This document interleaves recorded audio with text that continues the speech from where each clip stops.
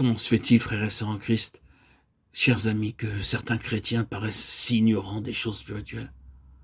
Ce n'est pas parce qu'ils n'ont pas la loi de l'esprit de vie, mais parce qu'ils ne se sont pas soumis à la loi de l'esprit de vie qui est en eux. L'opération de cette nouvelle loi nous délivre de l'ignorance des choses de Dieu. Elle nous permet aussi d'aimer ceux que nous ne pouvons aimer de manière naturelle. Par exemple, vous avez affaire à un frère particulièrement contrariant, désobligeant. Vous avez toujours des difficultés dans vos relations avec lui. Tout ce que vous pouvez faire, c'est d'être poli avec lui. Mais vous savez parfaitement bien que cela n'est pas suffisant. Alors vous faites des efforts supplémentaires pour vous conformer aux standards chrétiens. Et vous prenez à cœur la situation et vous priez sérieusement à ce sujet. Cependant, force est de constater que vos tentatives relationnelles en ce qui concerne cette personne n'aboutissent nulle part.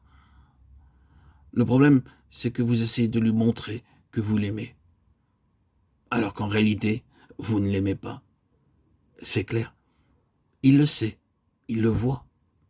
Si vous ne lui dites pas, il le sent dans tout son être. Et pour vous, c'est un échec. Et un échec sans appel. Vous avez échoué. L'amour de Christ n'a pas triomphé en vous.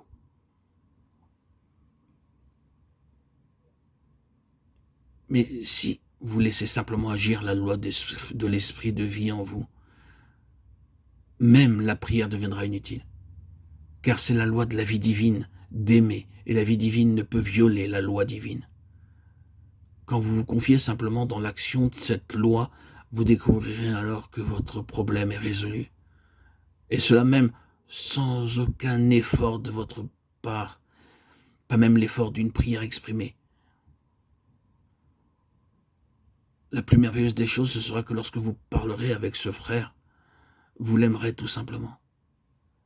Avez-vous bien saisi que quand la loi de l'esprit de vie opère en vous, vous agissez alors spontanément et souvent même presque inconsciemment.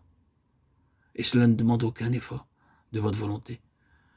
Vous n'avez pas besoin de dire des mensonges ou de convoiter ce que les autres possèdent ou de laisser libre cours à votre tempérament charnel. Nous laissons uniquement faire le péché et la loi du péché agit, nous faisant faire ce que nous ne devrions pas faire. Loué soit Dieu, béni soit son très saint nom. La loi de l'esprit de vie n'agit pas autrement lorsque nous nous abandonnons à la vie divine. Une conduite qui porte la marque de la sainteté, de la droiture et de l'amour n'est jamais le résultat d'un effort humain, mais elle est le fruit de l'esprit et la manifestation naturelle de la loi de l'esprit de vie. Frères et sœurs en Christ bien-aimés, chers amis auditeurs, auditrices, puis-je vous demander ceci? Vivez-vous une vie chrétienne naturelle ou essayez-vous encore d'être un bon chrétien de façade? Votre vie est-elle intérieure ou extérieure? Est-elle dans des rituels, des cérémonies, dans des standards? Si vous viviez sous une contrainte dans votre désir de vous conformer aux standards chrétiens, vous n'avez pas encore compris la leçon la plus élémentaire de la vie chrétienne. La première leçon qu'il nous est nécessaire d'apprendre, c'est que la manière d'être d'un chrétien doit être entièrement spontanée. Ce qui n'est pas spontané n'est pas une conduite chrétienne qui procède de la vie. Lorsque nous découvrons que la loi de l'esprit de vie nous a libérés de la loi du péché et de la mort, tous nos efforts pour nous conduire conformément à notre concept de ce que doit être un bon chrétien feront place à une vie chrétienne toute naturelle.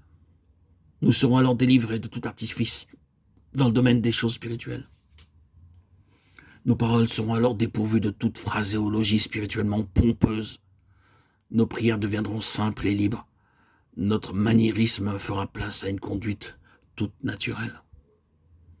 Puissions-nous, par un effort de sa seule grâce, vivre en toute simplicité devant le Seigneur, nous souvenant que lors de notre nouvelle naissance, une nouvelle loi de vie nous a été accordée et qu'elle transcende la loi du péché et de la mort.